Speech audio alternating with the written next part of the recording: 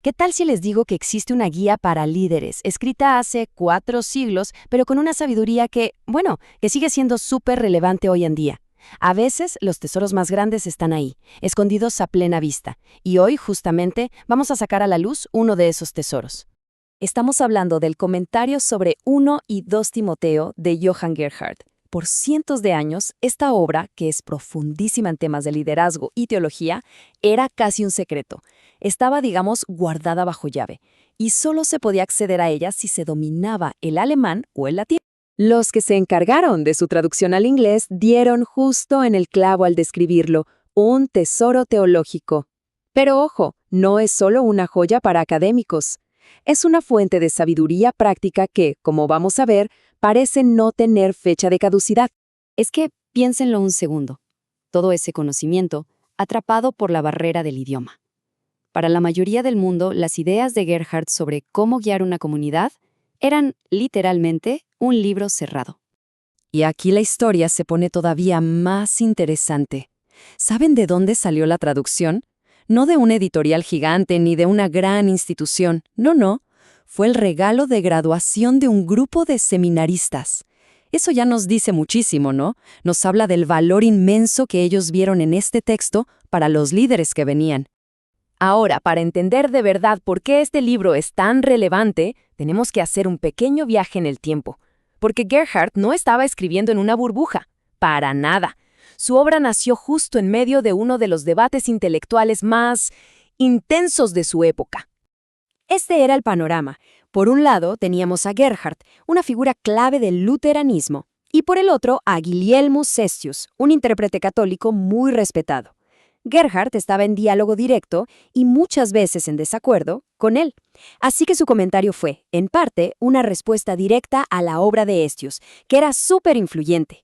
Era una verdadera batalla de ideas sobre cómo interpretar los textos sagrados. Entonces, ¿cómo lo hacía Gerhard? ¿Cómo era su método de trabajo? Bueno, no era simplemente sentarse a leer. Su sistema era increíblemente riguroso, una disciplina de análisis que tiene un nombre específico, exégesis. El proceso era fascinante, de verdad. Primero hacía como un mapa de todo el capítulo para entender la estructura general. Después se metía de lleno verso por verso, con la precisión de un relojero. Luego iba a las fuentes, consultaba a los grandes pensadores de la historia para tener más perspectiva. Y finalmente, algo clave, no le huía a las partes difíciles o a las que parecían contradictorias. Al contrario, las enfrentaba para encontrarles una explicación. Un trabajo exhaustivo para que el texto hablara por sí mismo. Pero a ver, todo este esfuerzo académico tan detallado tenía un propósito muy claro. Más allá del debate intelectual, el comentario de Gerhard fue pensado desde el principio como un manual práctico para líderes. Miren, este es un ejemplo tomado de su propio resumen. Noten las palabras que usa, describe cómo deben conducirse, con qué virtudes deben estar dotados. Esto no es teoría abstracta, ¿se dan cuenta? Es una guía de campo, casi un manual de instrucciones sobre las cualidades esenciales para poder liderar. Llegados a este punto, es totalmente válido preguntarse, bueno, ¿y por qué debería importarnos un libro escrito hace 400 años? La respuesta es bastante simple, porque estos textos no son solo reliquias, son espejos. El valor de una obra así es como de 3 capas. Por un lado, es una ventana a las ideas que formaron toda una era. Por otro, es una clase magistral de cómo leer con profundidad, con calma, algo que vaya que hace falta hoy. Y quizá lo más importante, nos demuestra que las grandes preguntas sobre liderazgo, sobre la comunidad, sobre la fe, siguen siendo las mismas, 4 siglos después. De hecho, Gerhard cita a un historiador llamado Nicéforo, y la frase resume todo a la perfección.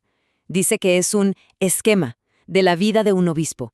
No es solo un comentario, es un plano, una hoja de ruta para un liderazgo basado en el carácter, la virtud y la responsabilidad.